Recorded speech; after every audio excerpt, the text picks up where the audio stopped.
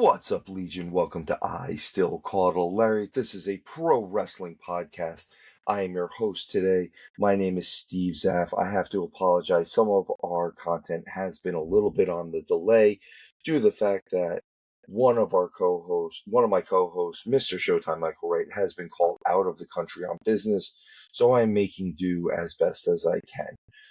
With that said, today I will be reviewing TNA's Sacrifice. I believe this could be considered a PLE because if you are subscribed to the TNA Plus app, you got this for free, which, by the way, I highly recommend you guys doing this.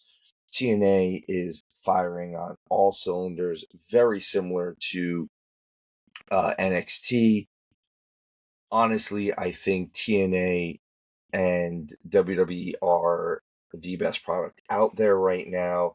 I know we constantly champion TNA, but that's why we want to make sure we get you these reviews out. I thought this was a high quality card. Now then, the show actually opens up. It jump starts during the pre-show with Sami Callihan and Mance Warner in a street fight. Now, this started during the countdown and then went right into the actual show itself. During the show, they went at it. This was pretty much everything that I thought it was going to be.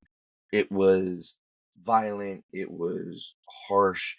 I am not coming along as much on Sami Callihan anymore. I used to be a huge fan of his work, and now I'm kind of.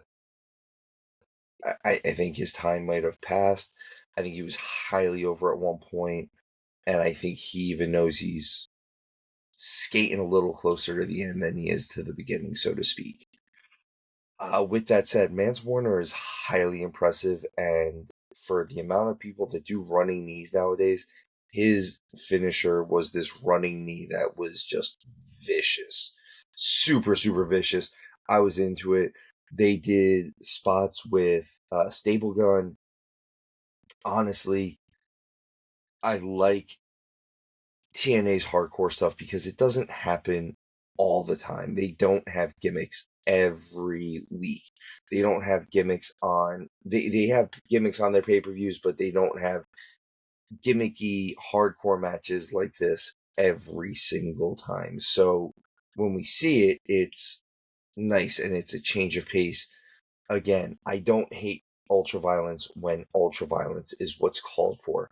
This was a blow-off match, and this blow-off match delivered. As I said earlier, Mance Warner won this. I think this is the closeout for these two. I think they need to move Mance Warner on from Callihan at this point. It's just I think they've done as much work as they possibly can at this point. The second match on the card was Tessa Blanchard versus Lai Ying Lee, the former Xia Li of WWE. Tessa Blanchard, who might be the biggest heel in the company, might be the biggest heel in possibly the world at this point. I will say this: I really like Tessa's aggression in this match. She was fired up and she was laying in with it. This match did start a little campy, so to speak. They were doing a lot of the old indie, old school. I'm a heel, so I'm gonna run away from you so I can catch you. But that changed very quickly, and this match got very serious very quick. I enjoyed the pace of it. The only problem I have with Lee is her fire up. Her strikes require full extension on her kicks and things like that to make them look devastating. And when she doesn't have that full extension, they look a little weak, unfortunately. They look unfinished. So they might need to work on that with her. Again, I know she's not inexperienced, but this might be one of those things, one of those coachable moments where, hey, just have some ring awareness and know that you need to be able to fully extend your leg for those kicks. Lee caught Tessa's leg in this like half in the step over toe hold part of an STF. She didn't lock in the face lock, but she did it standing. She caught a kick and then wrapped her leg around, and it was awesome. It was such a cool move. I know we don't normally like to review hold for hold, but that was one of those ones uh, that really, really stuck out. And I think, again, this is one of those matches, people go back and watch it if you want to be introduced to some high quality women's wrestling. This was it. They really delivered. Tessa won this match with her finisher, the Magnum. That's the lung blower off of the second rope. It's a sick move. I think that is. I'm glad that she changed it up to start using that again. I have no complaints about this card so far as we go on throughout this show. I thought it flowed very nicely. The next match on the card is a trios lucha style match. So it's going to be Wesley, Tyson DuPont, and Igwe.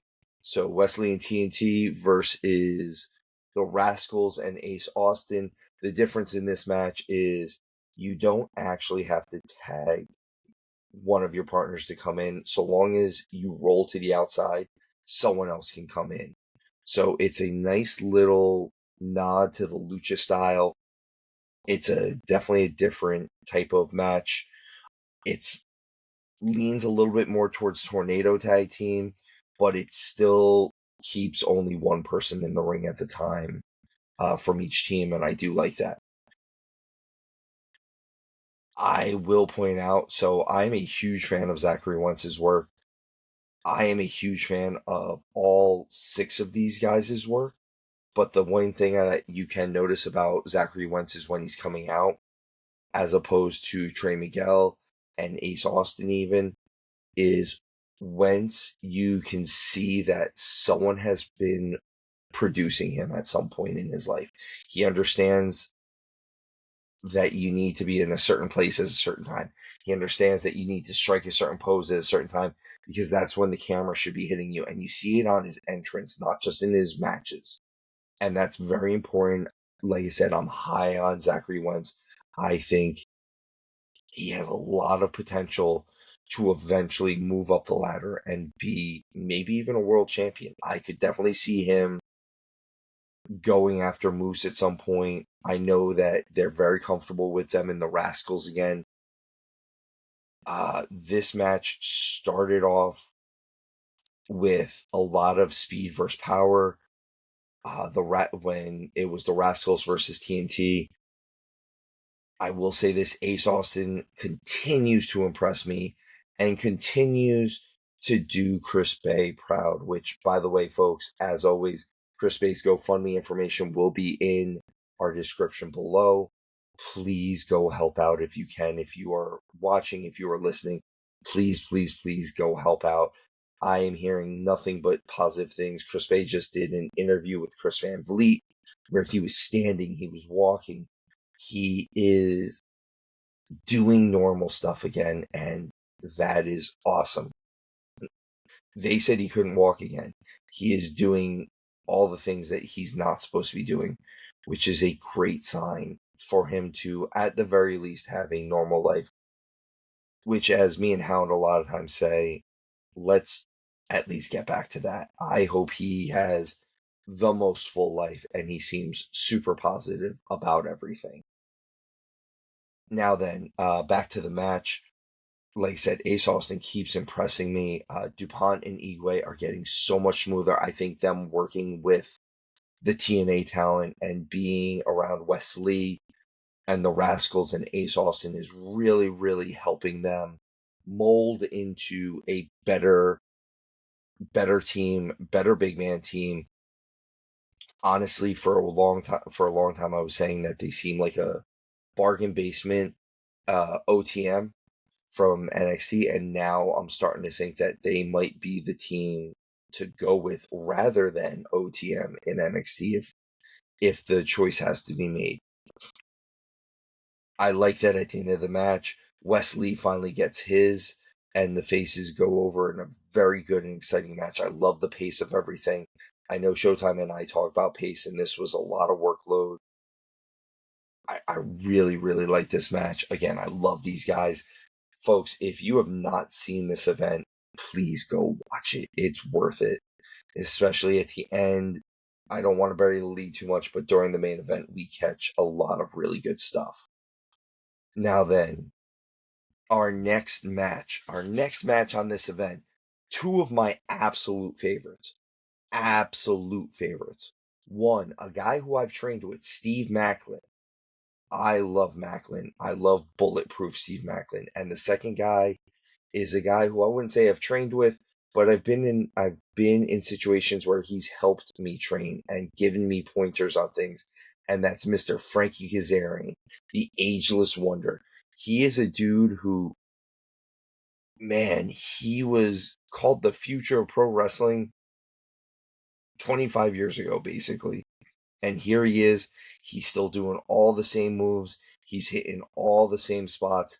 He looks like he's still 20 years younger than he is. He's in great shape, and I was very excited for this match.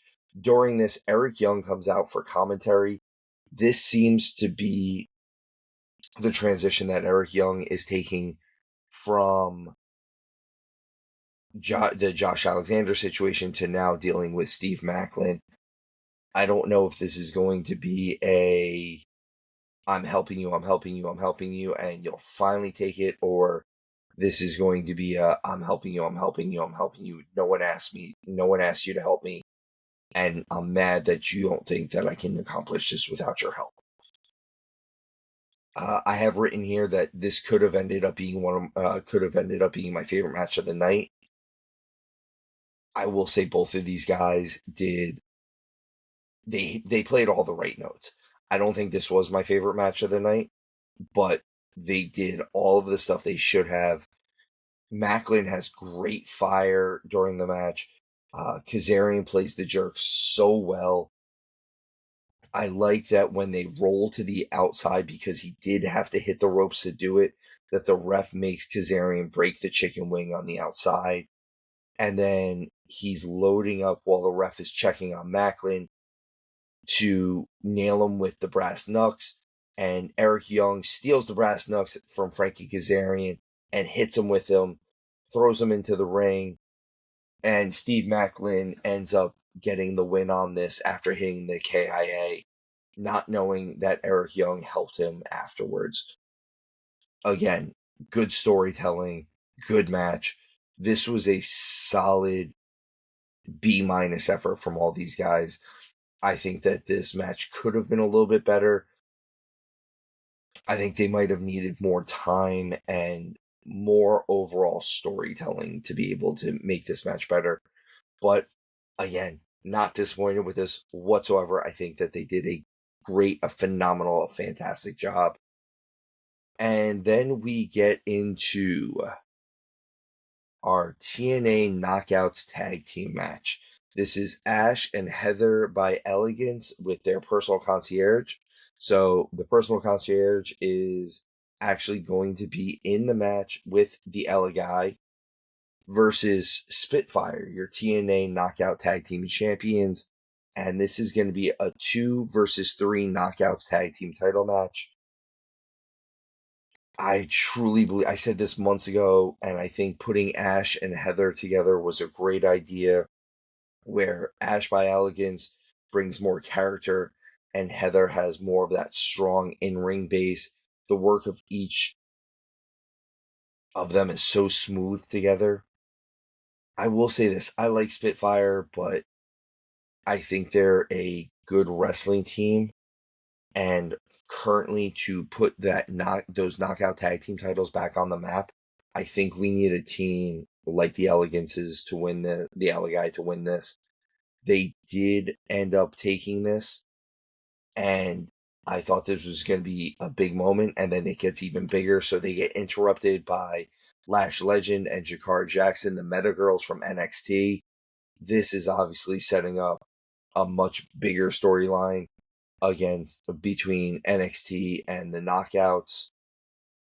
I have said in the past, and Hound agrees with me, that we could very much see a TNA wrestler or an NXT wrestler or a tag team unite some titles.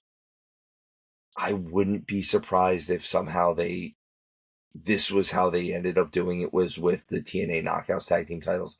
I actually think it's going to be, after Hound said it this past week, I think it might be the Hardys with the TNA tag team titles might win the NXT tag team titles as well.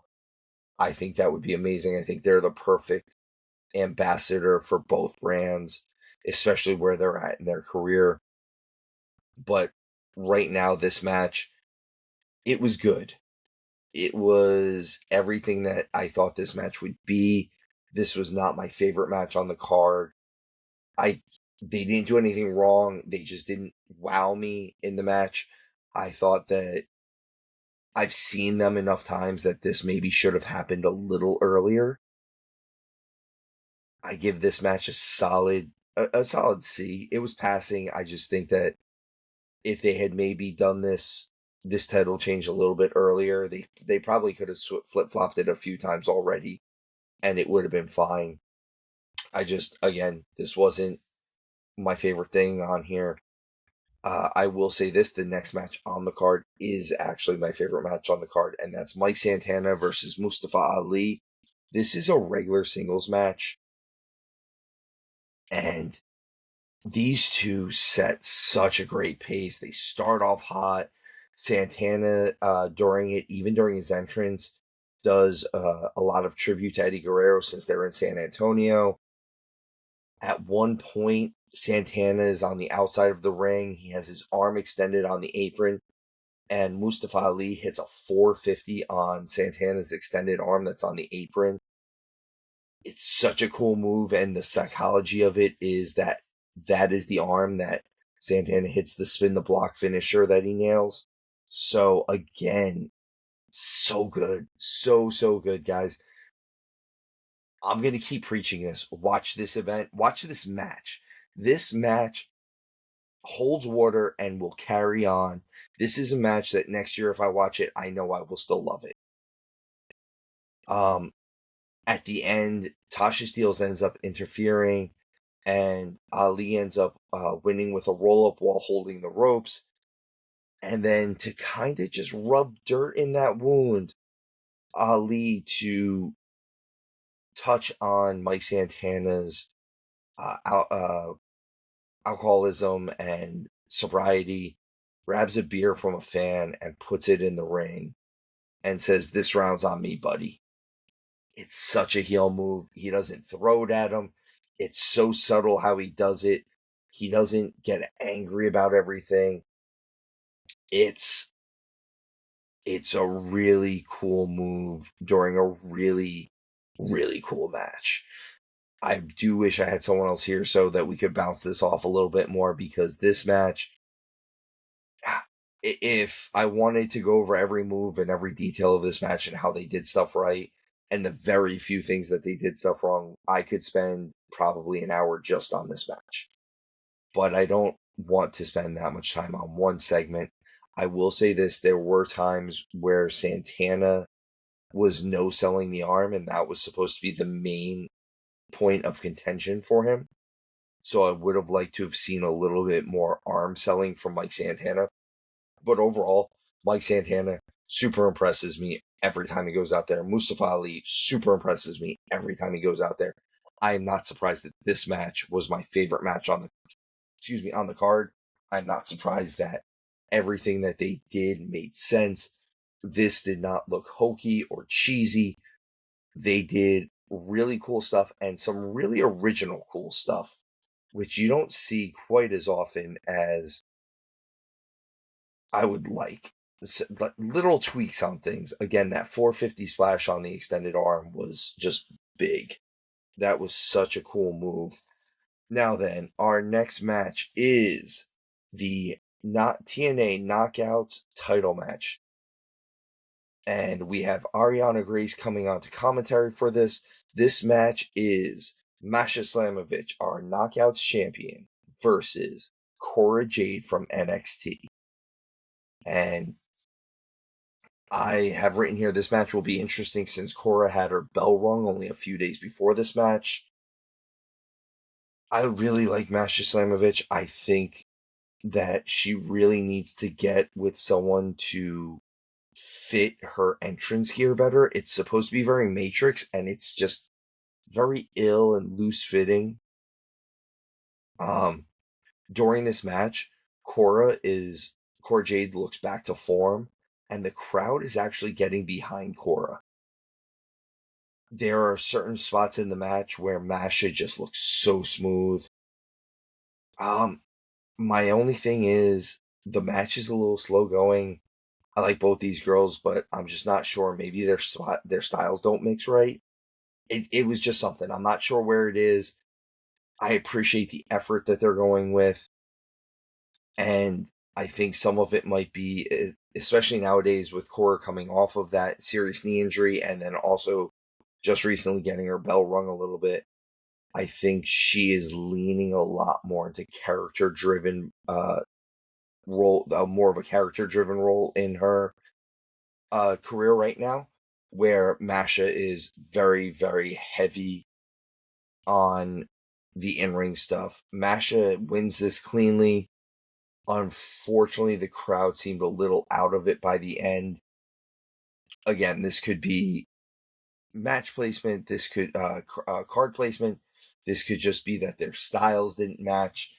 I am not here to make that decision. I just noticed that, and it could just be that crowd, the building, all that stuff, it all plays into effect.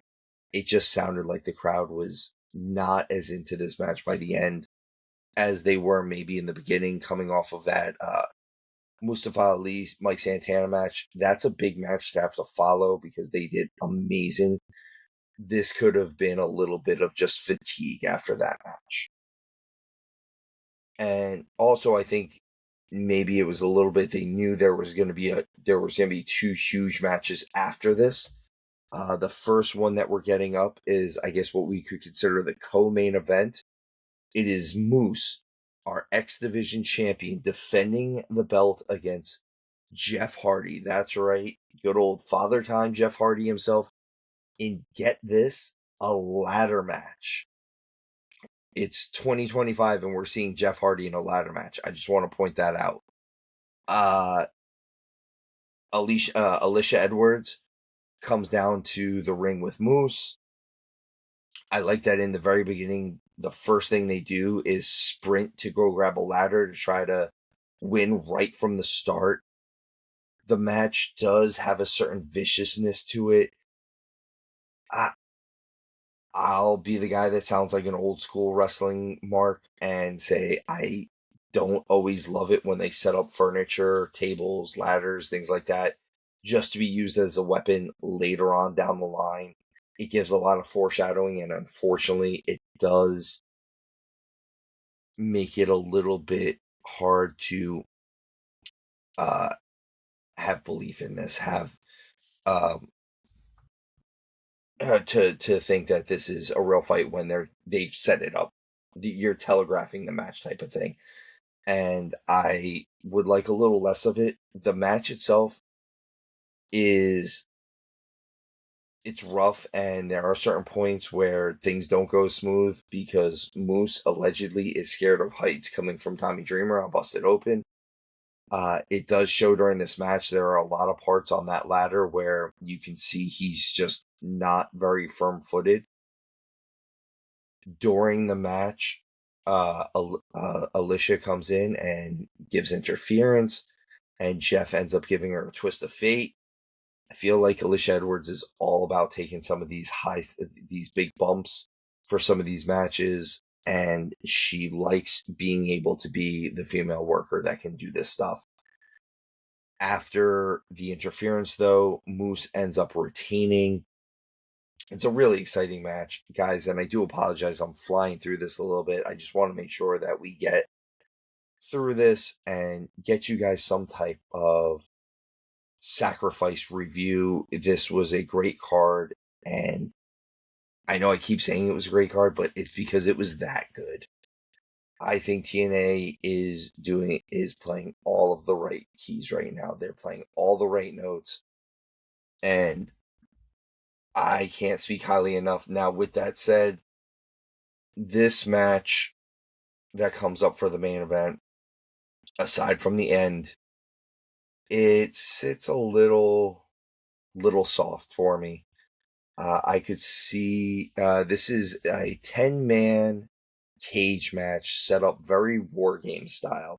So it's going to be Matt Hardy, Nick Nemeth, Elijah, Leon Slater, and our TNA World Heavyweight Champion. That's right, I believe Joe Hendry versus Eddie Edwards, Brian Myers, and JDC from the System, and the Colognes. That's right, those Colognes. The Puerto Rican Cologne tag team that are former WWE Tag Team Champions.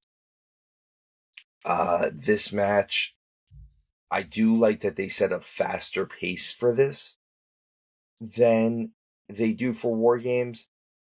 I could see this match being the start of Elijah maybe going heel at some point and going after Joe Hendry, but I think that's going to be much more down the line to see how the fans keep reacting to Elijah. The first two guys to start off this match are going to be Eddie Edwards and Elijah.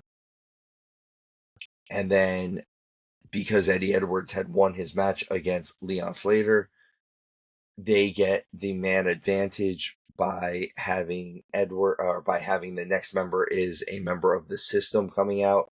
So Brian Myers, the most professional wrestler, Brian Myers is the number 3 guy. And again, like I said, there's not much time in between the entrance of this match, but this match is made for some Jamokin. There is quite a bit of Jamokin in this match. Legion, if you've heard us talk about matches like this where there's a lot of people involved, a lot of times it's I'm going to hit 2 or 3 moves and 4 guys are going to be laying on the outside of the ring or in the corners at this point, kind of not doing anything. And this was definitely one of those matches. Now then, I just said third guy was Brian Myers. Fourth is going to be Nick Nemeth, the former TNA World Heavyweight Champion. Fifth is going to be Orlando Colon. Sixth is going to be Leon Slater. Then seventh is Eddie Colon. Eighth is going to be Matt Hardy. Ninth, JDC. And the 10th is our World Heavyweight Champion, Joe Hendry. This match does get a little sloppy at times. I think there's just too many guys in it. Leon Slater hits the holy shit moment of the match when he hits a Swanton 450 off the top of the cage.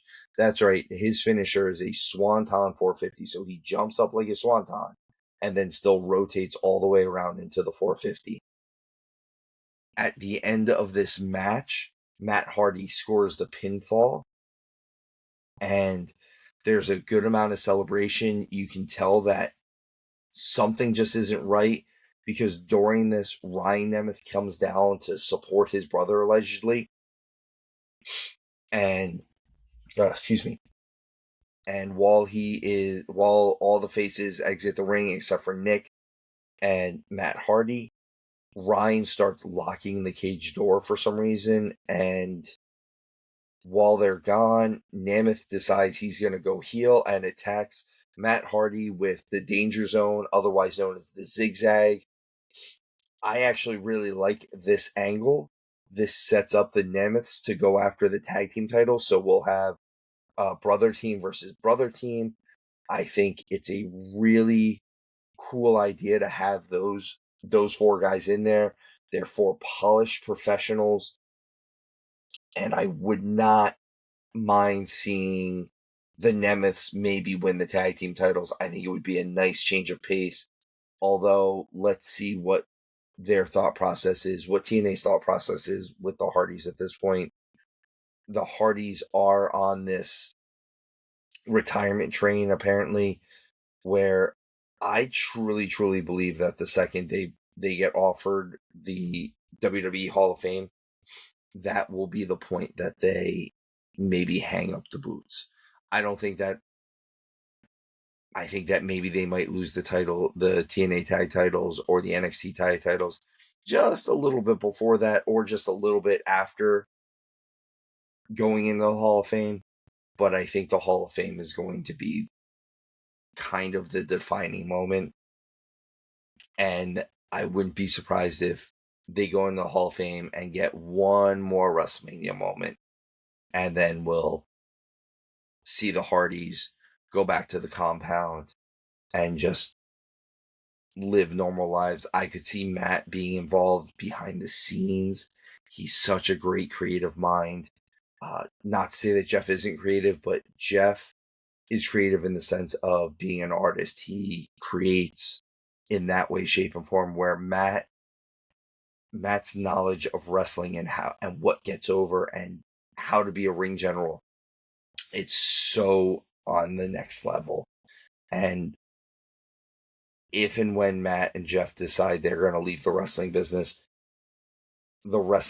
is better for having the two of them. And hopefully they still manage to stay in some connection to it.